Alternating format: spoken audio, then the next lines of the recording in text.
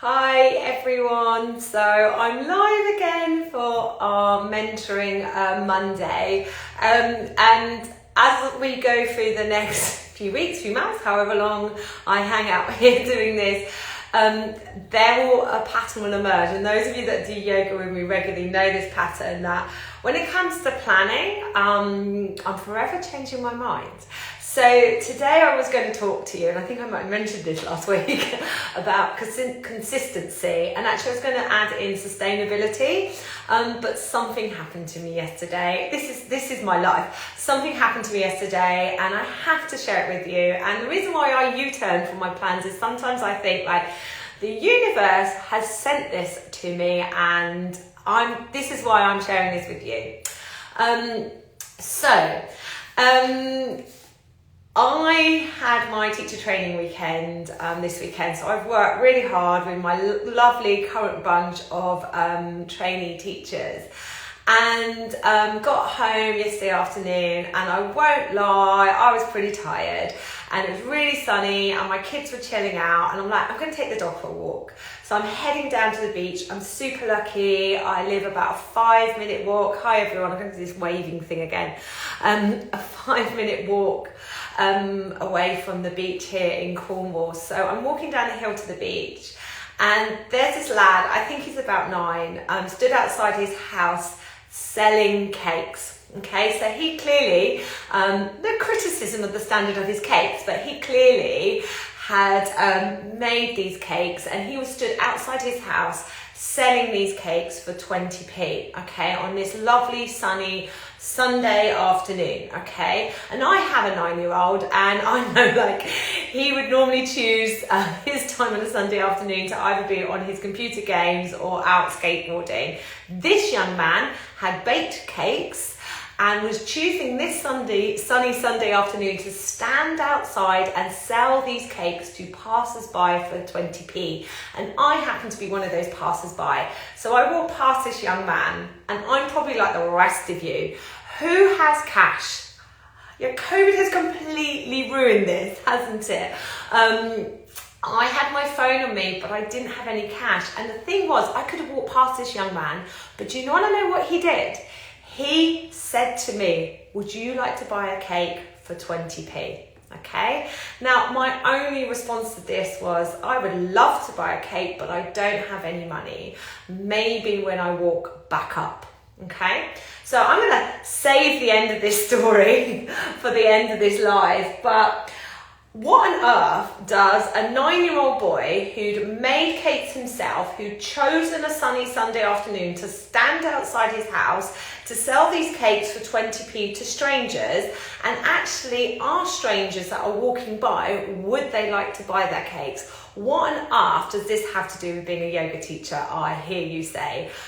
I was so inspired by this young man, because one of the things that I find myself doing a lot with those teachers that I work with is saying, look, you have to put yourself out there.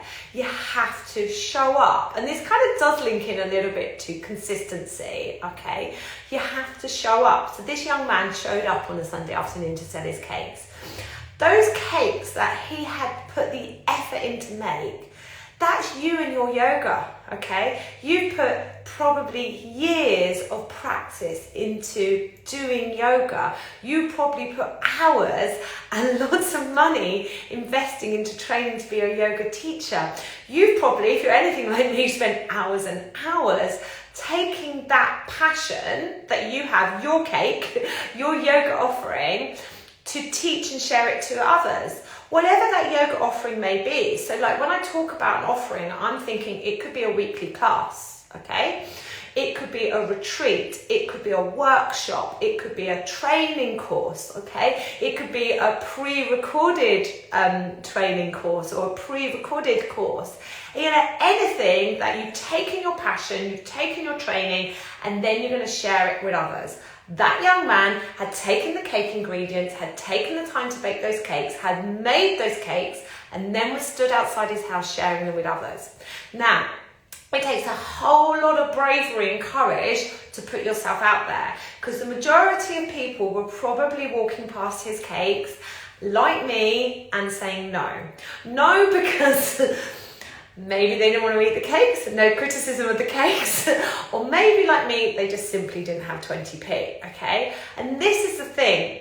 You are going to put your passion, your energy, your time into your yoga offering. Like, it's going to mean so much to you. My courses, my classes, my trainings are, you know, so important to me, okay? But I know that actually the vast majority of people will probably walk past them, you know? Not because they're rubbish, but because it's not for them. But I don't need everyone to come to my classes, and I don't need everyone to come to my training. I just need enough. This young man had about 10 cakes, so he needed 10 people to buy his cakes that afternoon. I don't know if he made it. There is an end to the story. What impressed me the most about this young man was the fact that he didn't let me walk past without saying anything to me. Would you like to buy my cakes? What are you doing, you know, on a consistent basis? And when I say consistent and when I say showing up, I add in the word always sustainability, because just aside from this is what I was going to talk about this morning. When people say consistency and you must show up, I had a brief, I got too overexcited about this once. It was in September last year and I was like, I'm going to show up every day. You know, I'm going to post twice on social media. I'm going to email my mailing list. I'm going to talk to people. Actually, what I hadn't thought about is, what's my rhythm that I can sustain? I can't post twice on social media every day. I've got 2 children and I try not to be on my phone all the time. So I'm modelling to them not to be on our phones all the time. And, you know, I haven't got time to write regular newsletters, you know, although I'm trying to do one weekly now. But I hadn't, when it comes to consistency, I hadn't thought about sustainability. So if we think about this young man selling cake, he can't sell cake every day, he has to go to school. But he could sell cake every Sunday, but then he's giving up his Sunday, you know, to play on his Xbox with his mate or go skateboarding. So maybe he decides to sell cake on the first Sunday of every month. Now, if he does this and he shows up every Sunday, the first Sunday of every month, to sell his cake, I will know he's there. And by the way, if you haven't guessed, this young man has already won me over to his community, because I walked past him and he said to me, would you like to buy my cake? He was brave and spoke to me. And what I mean by this for you guys is be brave and speak to people. So yes, we could say, put yourself out there on social media. With your social media posts, with your newsletters, make sure there is like a call to action. You know, he didn't just say hi, he said, would you like to buy my cake? He gave me a call to action. So making sure that in the internet sphere where you may talk to people, whether it's your Facebook, social media, Instagram, you know, your website, whatever it is, make sure there's a call to action. Would you like to buy my yoga offering? Would you like to buy my cake? But it made me remember, and maybe this is a bit of a COVID thing, that we actually can talk to each other as human beings. Like when you're out and about in your daily life, I'm not saying you go everywhere into the supermarket, by the way, I'm a yoga teacher, and by the way, I do this, but you know, sometimes, and I'm guilty of this too, do we tell people what we do? Like we're sat in the hairdressers, have a chat about what you do. You know, tell people, talk to people, not in a way of like continually selling what you do, but I think we sometimes in this world of social media and online sort of like booking sites forget that good old-fashioned human face-to-face interaction. Would you like to buy my cakes? I'm a yoga teacher. Would you like to come to my classes? You know, and the reason why we often don't say that is because for someone to say, no, it's not for me, in front of us is hard, you know. But this young man was stood outside his house, okay, and was taking rejection when people walked past and didn't buy his cake. So I want us all to be inspired by this young man, okay? We know that not everyone's going to buy our yoga offering. Like not everyone bought that young man's cake. But we do need to invite people. You're gonna love the end of this story, by the way. We do need to invite people to our classes, and we just need to talk to them. And a human response, and I'm not saying that, you can do this, you DM everyone who likes your page, but that is one thing that could be an example. I don't do this, but I do know people that do. Someone follows your page, it doesn't hurt for you to DM them saying, thanks for the follow. If you'd like to come to my yoga classes, here's my class. If you're totally neutral as to whether that person comes to your class or not, that DM is a really nice way of chatting. Hi, thanks for the follow. Would you like to come to my classes? I have, I've got it automated, right? The people join my mailing list and it's automated. Maybe I'm just a bit like automation is still super new to me, but I can't resist as well sending a personal email to say, thank you for joining my mailing list. I can't resist because it's that, would you like to buy my cake? I actually am a person and this is my passion and I'd love to share it with you, but I'm equally okay if you walk past. Now, before we get to the end of my story, there are two points here that I want to pick up on that might be useful for us. This young man selling his cake had actually created a point of friction. Okay, the reason why I didn't buy his cakes is because he was asking for 20p in cash and I didn't have cash. Now, I'm not expecting this young man to stand outside with an iZettle machine, but just be mindful, am I creating friction? So let's say I want to come to your classes, how easy is it for me to book on? So, if your call to action is, send me an email, call this number, I'll give you my BACS details, you transfer the BACS money. This is how I used to operate, by the way. This is how I know. And then once you're booked on, I'll send you an email confirmation. Look, in this day and age, there are lots of booking sites and there's so many. I'm not even going to suggest, I use Bookworm, but honest to God, there are so many booking sites out there. Just Google it. They're all much of a muchness. They don't cost you sums of money and it makes it easy for people to book on, okay? And pay you, pay by BACS transfer, but better pay by PayPal or better Stripe, like a card payment.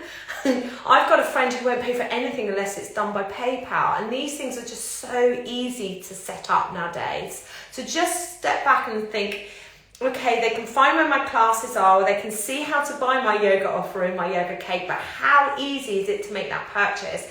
Because friction can easily make someone go, oh, I'll do that later, and then they don't do it. So I was like, I'll buy that cake on my way back up. I will let you know what happened, don't worry. Now, the last point, which is kind of closing my story, just about sticking 10 minutes here, is he had already won me into his community. And the reason why this young man had won me into his community is I am drawn to his authenticity, okay? Maybe it's because I've got a son of a similar age, but I'm pretty sure there aren't many young men that genuinely don't want to, unless they genuinely don't want to do it. He wanted to be there and sell me those cakes. And I was just so impressed with his endeavours. He'd made those cakes, he stood outside and he spoke to me. He'd won me into his community. And that's what you're doing with your community. You are being authentic, showing up as your authentic self, winning them over with your endeavours, your practice, your commitment to yoga. And because he won me over, I really wanted to buy that cake. Okay, so I was willing, here's the end of the story, I was willing to take the friction and sort this out. So I walk back up the hill and he's no longer outside. So I go home, I'm like, I have to go back out. My family thought it was crazy. I have to go back out and give a young man 20p for his cakes. And they're like, yeah, whatever. So I get back in the car. I found 5 20p pieces. I still have change. I serve quite a lot and there aren't many, not all the car parks take cards. So I always have change in the house. And I've got 5 20p pieces and I go to the house that he was stood outside and I knock on the door and there's no one in. it doesn't end there. I drive all the way back home again. I find an envelope. I put the 20p pieces in the envelope, and I write a message to this young man to say, I'm sorry I didn't have the money when I walked past you. Your cakes look great. I would have loved to have bought those cakes off you. My message was, keep selling those cakes, and I popped that envelope through his door because I just want that young man to know, I want that young man to know that even, I don't know if he sold any cakes, but let's say he didn't sell any cakes on Sunday, I want him to know that next time he wants to do that, that he shouldn't let that failure stop him, that he needs to go back outside and sell his cakes. And this is this final message to you. You know, sometimes we roll out our mat, sometimes we put out our yoga offering, and initially at first, no one buys, okay? And we can easily assume it's because we're rubbish or we've done something wrong. And of course, we need to step back and look neutrally, objectively at it and see if there's anything we can tweak. But maybe the only thing we need to do is roll the mat out another time, invite people in and be consistent. So if that young man is there every Sunday selling cakes, I will know that and I will bring him that 20p. Anyway, I can tell this young man, I'm totally in love with him. All young men, all young children, girls and boys should be standing out on Sunday and selling something. But it's, you know, I think it's because I've got young children, you know. Maybe we don't send this message enough to our kids that, you know, you can invest your time and efforts into something, and then those time and effort could be a product that you sell. And as yoga teachers, effectively, that's what we do. We invest our time and energy into our practice, into our training, into our offering, okay? And then we put it out there. But it's not just about, you know, creating something and selling something, okay? In the middle of that, okay, is creating something for people. Cake, as long as you don't eat too much, cake makes you feel better, cake's nice. Yoga makes you feel better, yoga is nice. So the analogy between yoga and cake is huge. Anyway, maybe longer than 10 minutes. These are never going to stick to 10 minutes. Thank you so much for joining me live. If you managed to see this on the catch up, I hope you enjoy it as well. I will keep you posted if Cake Boy is out selling cakes again and I managed to actually physically buy a cake off him. And just to finish, this Saturday at 10:30, I have a live 90-minute workshop on creating sustainable, that's one of the words of this morning, isn't it? Sustainable and profitable yoga classes for bumps, mums and little ones. So if you do teach pregnancy yoga, mum and baby yoga, postnatal yoga, this will be a really useful workshop for you. Actually, if you don't teach those classes, but you do have a niche in something else, it actually might be useful for you as well, because as part of the pre-recorded content, there's a little bit of a workshop on overcoming niche drama. If you can't join me on Saturday, the link for those workshops, I can't remember all this, the link for those workshops is top of my Instagram links. Of course, you could DM me and I could talk to you and I could send you the direct booking link. Isn't it amazing we can talk to each other? Thank you so much. I'm going to have to eat cake this morning. I really hope that young man got his 20p's off me and I really hope he goes out and sells cake again. All right, my lovelies, I'll see you all next week. Thank you so much for joining me live.